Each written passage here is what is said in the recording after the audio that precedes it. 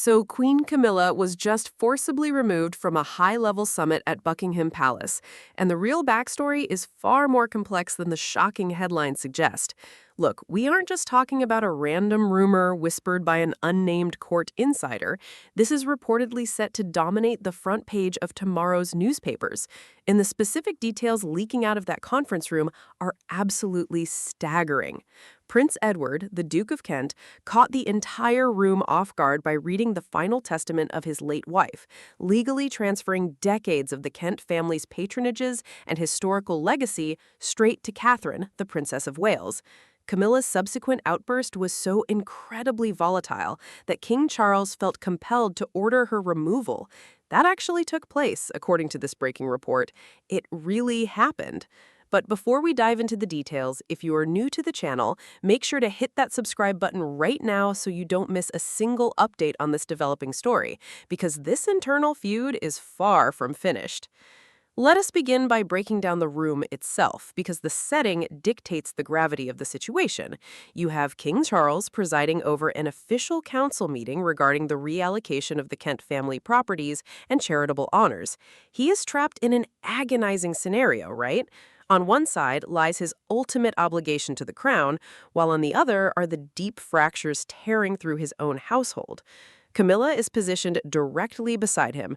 This is a woman who endured decades of harsh public condemnation to finally secure her position as queen consort. Consequently, she operates in a constant state of hyper-defense, perpetually working to validate her status. Sitting directly across from the royal couple is Prince Edward, Duke of Kent, one of the most loyal and enduring pillars of the monarchy, who is still privately mourning his spouse nearly a year after her passing. And then you have Catherine, the Princess of Wales, projecting that effortless dignity she is globally celebrated for. Yet every single person in that space understands exactly what she signifies. She represents the inevitable future of the British monarchy, and the populace completely adores her. That is the heavy atmosphere going in. The tension is palpable before a single word is even uttered. Prince Edward clears his throat and formally announces that the vast majority of the Kent family's lifelong patronages are being handed over. He then turns his attention to Catherine, declaring that she will be the sole individual inheriting these profound responsibilities. Now, Catherine responds precisely how you would anticipate. She bows her head in quiet respect, accepting the honor with immense reverence for the wishes of the deceased, refusing to create a spectacle or exhibit any vanity. She simply receives the mantle with total poise. And that exact moment is where Camilla's composure begins to disintegrate. Her gaze completely locks up, and her fingers tighten aggressively against the fabric of her skirt. This is where we need to pause and truly analyze what is flashing through her mind, because this isn't merely about a few charities swapping leadership. To Camilla, every major responsibility transferred to Catherine feels like definitive proof that her own years of royal service are being completely erased. Technically, she is the highest-ranking woman in the family, yet here she is, forced to watch immense structural power flow directly to her daughter-in-law. The report indicates that a wave of jealousy and a deep terror of being marginalized by the younger generation began to overwhelm her, shattering her typical calculated discipline. Honestly, that makes total sense, whether you support Camilla or not. You can easily comprehend why that would deeply wound her pride. She darts an anxious glance at Charles, silently begging him to step in or object, but she receives absolutely nothing in return. Total silence. The monarch apparently had prior knowledge of the plan and gave it his full blessing. That is the exact flashpoint where her bottled-up rage completely boils over. Suddenly, Camilla stands upright right in the middle of the formal proceedings. Her heavy chair slides backward with an abrupt, screeching noise that violently shatters the quiet of the council room. Every single eye in the room immediately locks onto her. The palace courtiers are utterly stunned. Charles looks profoundly disturbed, and while Camilla's face has drained of color, her eyes are burning with pure defiance. She stands at her full height, entirely prepared to challenge the executive decision. This is the moment the confrontation officially erupts. What stands out here is the explicit description of her physical condition. Her chest is rapidly rising and falling with shallow breaths. She attempts to suppress the visible trembling of her lips, but the bloodshot veins in her eyes expose her true emotional state. This is no longer a moment of strategic political posturing. This is an individual who feels completely cornered and publicly degraded, and is utterly incapable of masking it. She begins openly interrogating Prince Edward. The leak notes that she refrained from using profanity, but every single phrase was incredibly sharp and laced with pure venom. She zeroes in on the concept of institutional fairness, aggressively listing her own personal sacrifices and decades of dedication to the monarchy, demanding an explanation as to why the Kent family legacy is being ripped away from her and presented to someone so much younger. Her eyes sweep across the table, trying to compel everyone present to acknowledge this perceived injustice. Now look, I'm certainly not suggesting Camilla handled the situation appropriately, because she clearly failed to do so, but you can understand the core argument she is attempting to make. She's essentially yelling, "I have done the work, I have made the sacrifices, I earned my position, and now I'm being pushed into the shadows."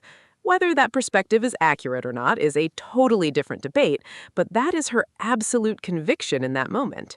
Prince Edward's reaction is where the entire energy of the room undergoes a massive shift. He absolutely refuses to match her explosive tone. Instead, he sits completely motionless, resembling an ancient stone monument, his weathered hands resting flat on the table, knuckles whitening slightly, but his facial expression remaining totally stoic. When she finally ceases her tirade, he slowly elevates his head and locks eyes directly with her.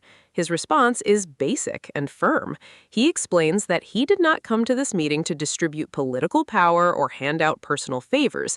He is executing the explicit, final directives of his late wife. That's it. That's the entire justification. The contrast between Camilla's frantic desperation to retain control and Edward's absolute, unwavering fidelity to his late wife's command is so intense that nobody in the chamber dares to breathe normally or step in. Even King Charles merely presses his lips together, his fingers gripping his gold pen, entirely torn between loyalty to his spouse and deep respect for his cousin. That is a devastating position for a sovereign to navigate, presiding over a boardroom where his wife is emotionally unraveling while his cousin calmly, systematically deconstructs her position. Then, Edward inflicts what the report characterizes as a fatal psychological blow. He references the funeral of the Duchess of Kent, which occurred nearly a year ago. Camilla had utilized a sudden dip in her health as a convenient excuse to stay away, leaving the grieving Kent family to mourn entirely by themselves. Edward deliberately resurrects that painful memory right there in front of the entire council, exposing her past self-interest and total lack of empathy towards his household.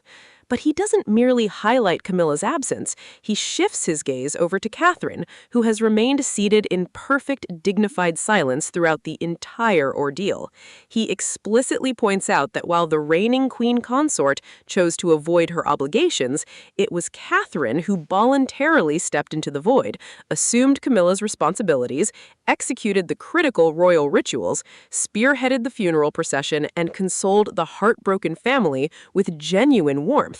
That specific detail is absolutely crushing.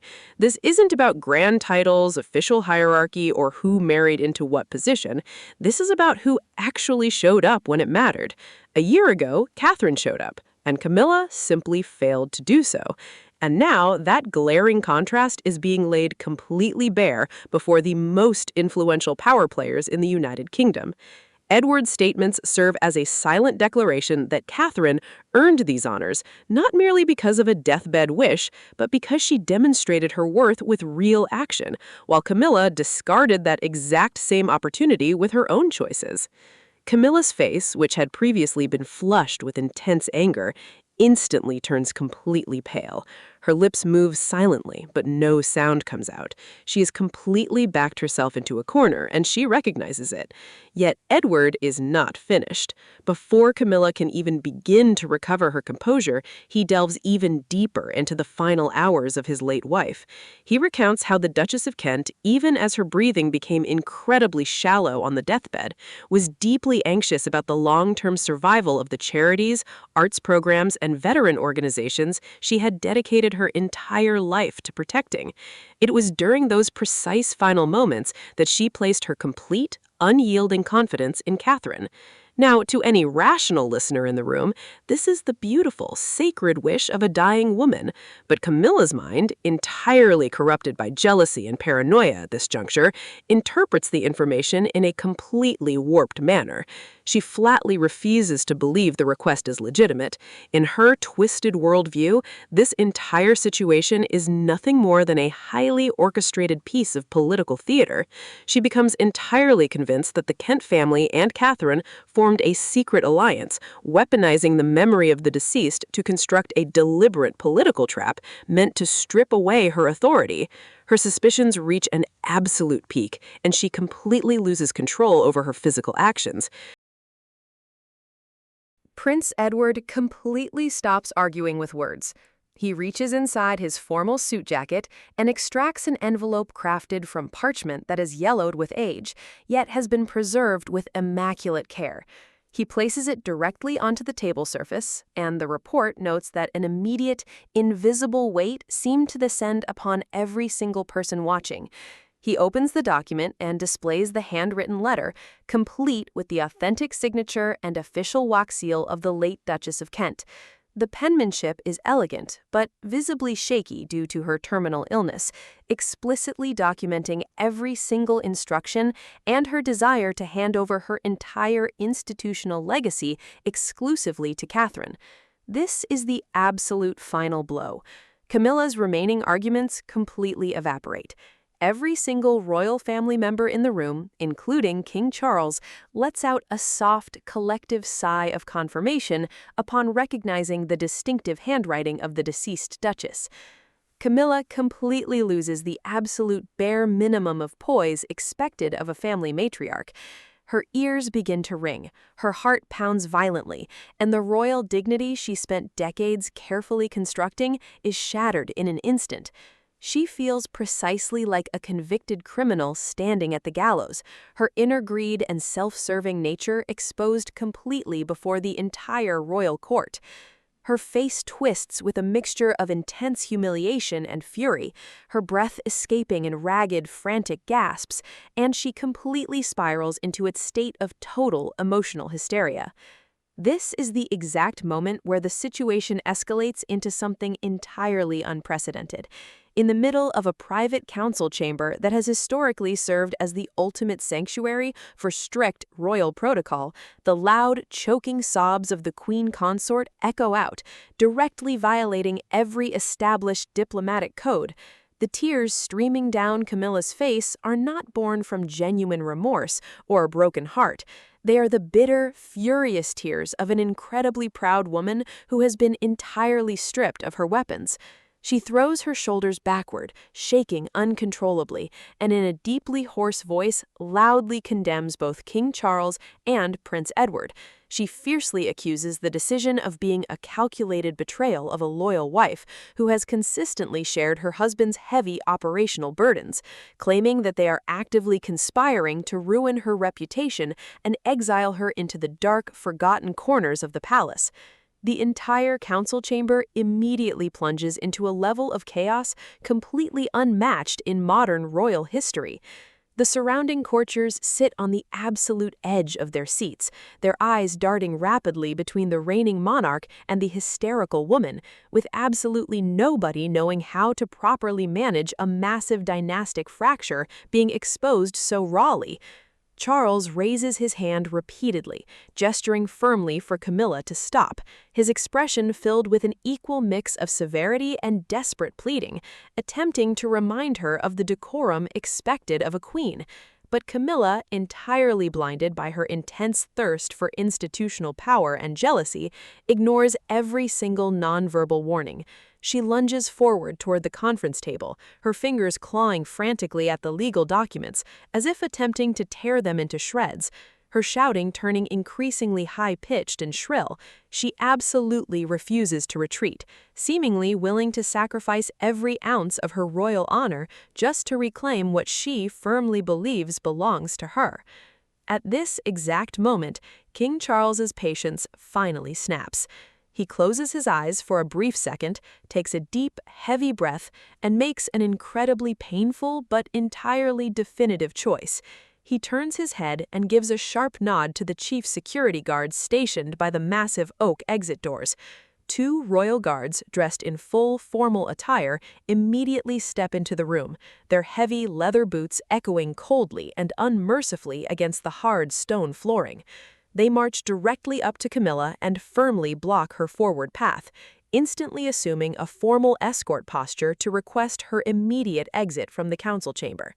The exact second the security team gently but unyieldingly begins to move Camilla, every single individual in the room completely holds their breath. She tries desperately to break away from their grip, her eyes still locked on the conference table with pure malice, but it is far too late. The reigning queen consort is officially escorted out of the secure meeting room to the absolute breathless astonishment of everyone in attendance.